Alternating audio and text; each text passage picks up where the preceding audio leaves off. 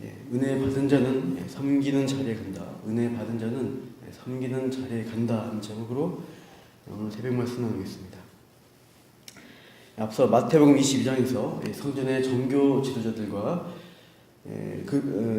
논쟁을 마치신 후에 예수님은 23장에서 이 바리새인들을 향한 강력한 책망과 심판의 말씀을 선포하십니다. 특히 오늘 본문에는 이스라엘 선생이라고 자처하는 이 서기관과 바리새인들에 대한 신랄한 질책을 하시면서 제자들과 무리에게 교훈을 주시고 있습니다. 2절을 보시면 서기관들과 바리새인들이 모세 자리에 앉았으니 3절 그러므로 무엇이든지 그들이 말하는 바는 행하고 지키되 그들이 하는 행위는 본받지 말라고 말씀하십니다. 이 말씀 보시면 먼저는 그들이 말하는 바, 즉 서기관과 바리새인들이 가르치는 교훈은 행하라고 하십니다. 긍정을 하시고 있습니다. 그들의 말과 가르침을 인정해 주시는 느낌이 납니다. 그들이 말하는 바는 틀린 것이 아니니 행하고 지키되, 문제는 그들이 하는 행위는 본받지 말라. 그들이 말하고 가르치는 것과 행동이 일치하지 않기 때문이다라고 지적하시고 있어요. 앞에서 예수님은 이들을 외식한 자라고 계속 책망해 왔습니다.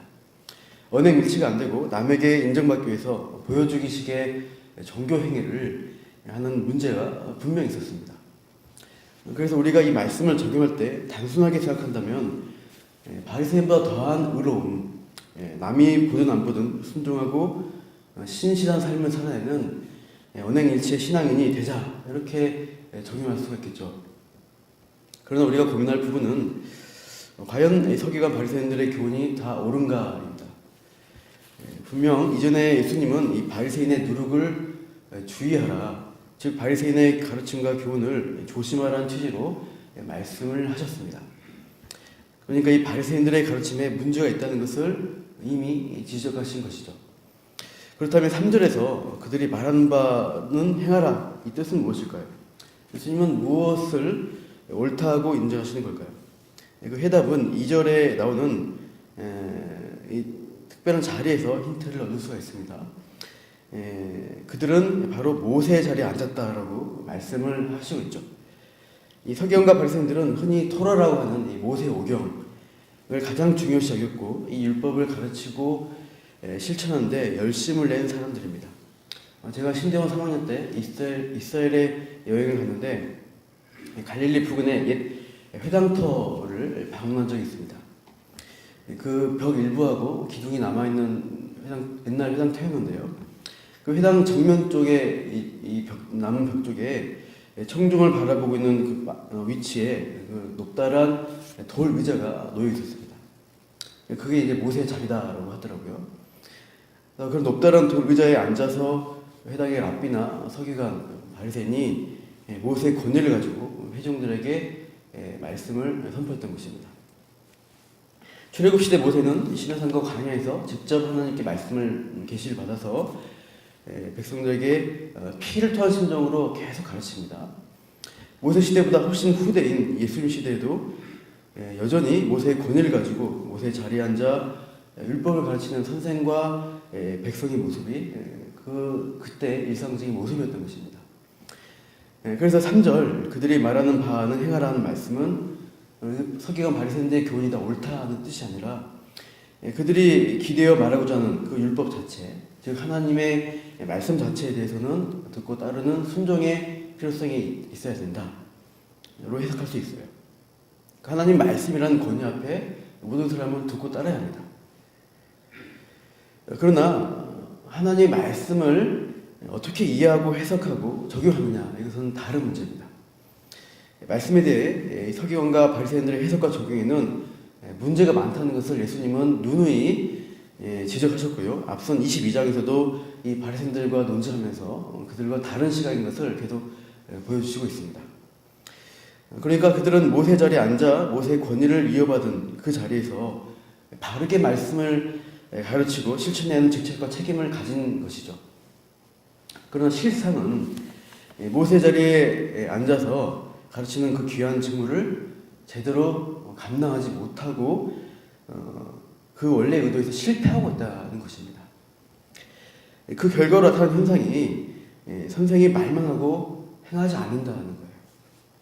율법에 순종하기 위해서 이것저것 다 지키고 애를 쓰자고 강론을 하죠. 이런 말 저런 말 많이 하지만 가르치는 자신조차 순전한 행함으로 나타나지 못한다는 문제가 있습니다. 청중에게 무엇을 주는 꼴이냐? 4절에 보시면 무거운 짐을 묶어 사람의 어깨에 지우는 꼴이다 는 것입니다. 자기는 손가락도 까딱하지 않으면서 백성들에게는 무거운 율법에 짐을 지고 있다라고 지적하셔요. 하나님 말씀, 율법을 짐스러운 것으로 만들어서 백성에게 많은 부담을 지고 있는 현장이 당시 회당에서 벌어졌고 서기관 바리새인이 그 일을 했다는 것입니다. 그러니까 이렇게 하나님 말씀을 가르치는 자의 발상은 무엇이냐? 율법을 인간이 지켜서 의와 거룩함에 이룰 수 있다는 전제를 깔고 있는 것입니다. 즉 율법주의 행위권론에 빠져 있는 것입니다. 당신이 노력하면 지킬 수 있고 또 하나님께 인정받을 수 있다. 할 수 있어. 못 지키면 벌 받고 지옥에 갈지도 몰라. 이렇게 겁을 주는 거예요. 부담을 줍니다. 그러나 의를 행할 능력이 없는 무능한 죄인들에게 할 수 있어. 해야만 해. 라고 자꾸 외치는 것은 어떻게 보면 그들에게 희망 고문을 하는 것입니다. 사회 구조가 요즘 무슨 말이죠? 사회 구조가 정직원을 뽑지 않는 추세입니다. 그런데 열심히 하면 정직원 지켜줄 거라고 거짓된 희망을 주면서 인턴 계약직 노동자들의 열정과 에너지를 막 이용하고 방전시켜서 쓸모없어지면 이제 방출하죠. 그런 행태를 꼬집어서 희망 고문이다 요즘 하잖아요. 하나님의 거룩과 의의 수준에 자기 힘으로 도저히 도달할 수 없는 죄인들, 무능한 죄인에게 넌 할 수 있어, 할 수 있어야 돼, 하지 않으면 안 돼라고 계속 가르치고 있으면 그것은 영적인 의미로는 희망 고문입니다. 안 되는데 하라고 하니까 계속 짐만 주는 꼴이 되고 부담만 커집니다. 하나님이 율법을 주신 이 본래 의도는 내 힘으로는 도저히 안 되는구나 하는 절망에 빠지는 위함입니다. 절망을 깨닫기 위함이에요. 벽에 부딪혀야 됩니다. 내가 죄인 되었다는 것을 철저히 각성하도록 하기 위한 것이 율법입니다. 이것이 율법이 몽학성생이다, 초등교사 역할이라고 바울이 말하고 있어요. 그 죄를 드러내어 절망을 시킨 다음에 그래서 희망이 어디 있나 할 때 구약과 신약에서 하나님이 약속하신 그 구원자의 하나님의 약속과 은혜밖에 희망이 없구나. 이렇게 해서 그리스도를 보게 하는 것입니다. 그리스도가 내 대신 의를 이루어주시고 구원의 은혜를 값없이 이루어주셔서 믿음으로 그것을 받아들인 자가 구원받는구나. 이렇게 반응이 돼야 맞는 것이죠. 출애굽 1세대의 실패를 보고 사사기 시대의 실패를 보게 되고 북이스라엘 남유다 왕국이 결국 실패해서 멸망한 그 역사적 교훈을 깨달아야 했습니다. 하나님 마음에 합한 왕이라는 유일한 그 왕 다윗이 간음죄와 살인죄에 빠져서 절망하면서 엎드려 회개합니다. 그러면서 하나님의 은혜와 궁일에만 의지하면서 용서받은 것처럼 그렇게 반응한 게 마땅한 말씀에 대한 반응이에요. 그게 율법을 이해하는 본뜻인데 회심하지 못한 이 서기관 바리새인들은 어떻게 하는가? 인간에 대한 희망을 계속 가지고 스스로 율법의 의를 이룰 수 있어. 억지로 믿으면서 노력해보자 이렇게 가르치고 있어요. 근데 자신도 안 되는 거 알아요. 안 되는데 되게 하려고 하니까 어떻게 합니까? 인간이 지킬 수 있는 수준으로 높은 하나님의 율법을 말씀을 떨어뜨려 버리는 것입니다. 안식일법 같은 경우도 안식일을 지키자, 일하지 말아야 된다 하는데 회당을 가서 예배를 드려야 되니까 이동을 해야 됩니다. 그러면 어떻게 해야 되냐? 안식일에는 비교적 가까운 거리 1km 정도는 이동할 수 있다라는 어떤 규정을 만듭니다. 또 뭘 들고 움직일 때 무화과나무 열매 정도의 무게는 일이 아니다. 안식일날 그 이상 드는 것은 일이다. 이렇게 세세한 규정들을 만들어서 율법 자체의 의미보다 인간이 할 수 있는 어떤 장래 유전들 같은 것들, 규정들을 만들어냅니다. 그러면 안식일날 5km 정도 가야 될 일이 생기면 어떻게 할까요? 보니까 이렇게 하는 거죠. 800m를 걸어가요. 그러다 쉽니다.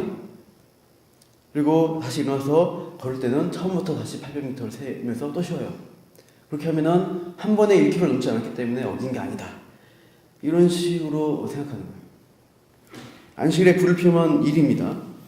근데 현대 유대인들이 전등을 안식일날 켜야 되죠. 건물 안이 어두우니까. 그래서 안식일 되기 전에 미리 전등을 켜놓고 불이 꺼지지 않게 스위치를 조정해 놓습니다. 지금 그러고 있어요. 그래서 안식일에 종일 불이 켜져 있어서 시계를 밝히고 밝게 이제 지냅니다. 안식일 날에도. 근데 안식일 날 내가 직접 전등 스위치를 켠 게 아니니까 나는 불을 피우지 않았어. 일을 하지 않았어라고 스스로가 잘 지켰다고 생각하는 거예요. 그러니까 이런 식의 눈 가리고 아웅식의 해석과 적용을 지금도 그 율법주의에 갇혀있는 유대인들은 하고 있습니다. 율법의 참된 의미를 여전히 깨닫지 못하니까 그런 사람들은 하나님의 말씀을 저급하게 해석하고 적용하는 일들이 발생해요. 우리 시대 교회 안에서도 회심하지 못하는 분들은 이런 식의 적용을 하기가 쉽습니다. 11조를 철저히 해야 하고 주일 성수를 잘해야 돼. 말씀과 기도 생활을 게을리하면 안 돼. 이렇게 어떤 규정들을 자꾸 하면 좋습니다. 그렇지만 그것이 내 안에 어떤 행위로 규정이 됩니다. 술, 담배를 하면 지옥에 갈 수 있어. 그래서 뭘 해야 되고 말아야 되고에 자꾸 얽매여 있는 종교 행위에 매이고 있습니다. 그런 외적인 모습을 가지고 자신도 하고 있는데 잘 안 되기도 하고 잡아주려 안 되죠. 그러면서 남에 대해서는 남의 모습을 보고 지적하고 판단하기 쉽습니다. 그러나 실상은 자기 스스로도 완전히 자발적으로 지키지 못하니까 어떻게 합니까? 외식을 하게 돼요. 겉으로 볼 때 잘 순종하는 신앙인 것처럼 자신을 포장하기가 쉽습니다. 의무적으로 예배당 와서 예배하고요. 의무적으로 구역 모임 참석해서 삶을 그냥 비상적으로 나누기 쉽습니다. 그러나 그 사람이 그런 어떤 신앙 행위를 할 때 참된 기쁨과 은혜를 누리기가 쉽지 않아요. 그러니까 어떤 종교적 의무에서 내가 부족하다, 실수한다, 또 내 인생에 큰 어려움과 사건이 발생하면은 하나님이 날 버리지 않았나, 내가 무슨 벌받을 있지 않았나, 그런 하나님에 대해서 무서워하는, 두려워하는 마음들 많이 갖게 됩니다. 그러니까 구원의 확신이 없는 상태로 있습니다. 그러나 은혜를 받은 자는 다릅니다. 하나님이 주권적으로 나를 불러주셔서 나를 자녀 삼아주셨다. 이것을 확신해요. 하나님 나를 책임지시고 인도하시구나. 지금까지 인도하셨고 앞으로도 인도하실 거야. 라는 믿음이 있습니다. 참된 신자일지라도요. 종종 죄의 유혹에 빠지거나 믿음이 약해질 때 혼란을 겪을 수 있습니다. 그렇지만 궁극적으로 하나님과 인격적 관계, 내가 사랑받는 자녀다라는 그 정체성은 잃지 않습니다. 그래서 희망이 있고 또 용서와 은혜라는 것을 알고 나도 받았기에 다른 사람에게도 해줄 수 있는 여유가 생겨요. 오늘 본문에 5절, 6절, 7절 보시면 나오는 것처럼 은혜 받지 못한 사람은 사람을 자꾸 의식하게 됩니다. 하나님을 의식하는 사람하고 다른 거죠. 은혜한 사람은 하나님을 의식하는데 은혜가 없으면 사람을 의식해요. 사람에게 높임 받으려는 인간 중심적인 종교 행위를 합니다. 남에게 보여주고 싶은 거예요. 높은 자리에 가고 싶은 거예요. 사람들과 비교하면서. 그래서 참 이 종교 행위의 동기와 목적이 사람에게 초점이 맞춰져 있는, 사람에게 영광받는 자리에 있는 것입니다. 그래서 랍비란 단어, 랍비라 칭함 받고 오는 것을 좋아하는데 이 랍비라는 말의 어원은 크다, 위대하다는 뜻을 갖고 있어요. 당시 바리새인들은 크고 위대한 존재로 사람들 인정받는 게 큰 낙이었습니다. 인간 그게 살아가는 동력의 기쁨이에요. 은혜가 없기 때문이죠. 그들 마음에 하나님이 없고 그리스도가 없으니까 자신 스스로가 하나님처럼 높임을 받고 싶은 거예요. 아담의 죄입니다. 그 교만이 가득합니다. 그러나 주님은 랍비라 칭함 받지 말라고 8절에 말씀하시죠. 왜냐? 진짜 선생은 한 분이시다. 너희는 다 한 형제다. 하늘 아버지 앞에 똑같은 형제요 자녀라고 말씀하세요. 예수님이 의도하시는 같은 형제 자녀에 여기 예수님 앞에 지적받는 서기관과 바리새인들은 포함되지 않습니다. 민족 혈통으로는 우리는 같은 이스라엘이야, 하나님 자녀 백성이야 라고 그들은 말하지만 예수님의 의도는 믿음으로 하나님의 자녀된 성도를 가리키는 것입니다. 보십시오. 땅에 난 혈육으로 난 자들이 아니라 9절에 보이듯이 너희 아버지는 한 분이시다. 하늘에 계신 분이시다 라고 하죠. 하늘 아버지에서 성령으로 난 자들입니다. 그들이 한 형제라고 예수님을 의도하시는 거예요.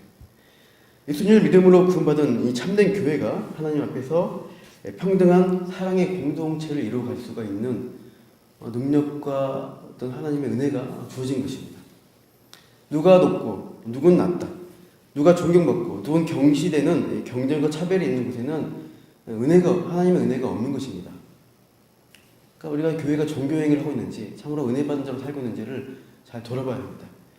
은혜가 있는 곳에는 어떻게 하냐면 큰 자가 섬김의 자리로 가는 일들이 일어납니다. 우리 11절 말씀 같이 한번 읽겠습니다. 11절 시작. 너희 중에 큰 자는 너희를 섬기는 자가 되어야 하리라. 큰 자가, 그러니까 즉 은혜를 많이 받은 자일수록 어떻게 해요? 자신이 무능한 자다. 절망감을 압니다. 하나님 앞에 압니다. 거짓으로 자기를 억지로 포장해서 높이려 하는 그것이 부질없다는 것을 알아요. 가끔 헷갈릴 수 있지만 말씀에 비춰보면 그것이 내가 실체가 이런 인간이지. 인정합니다. 자신을 낮추는 자리로 그냥 인정하면 낮춰지죠. 그러면서 저 사람도 용서받을 사람이지라고 궁일 여기면서 섬기는 자리로 갈 수가 있어요. 다음 12절은요. 은혜 모르는 자와 은혜 아는 자에 대해 하나님이 어떻게 대우하시는가를 말씀하십니다. 12절 말씀 같이 읽겠습니다. 누구든지 자기를 높인 자는 낮아지고 누구든지 자기를 낮추는 자는 높아지리라. 스스로를 우리 모두 하나님이 높여주시는 삶을 사시기를 축원합니다.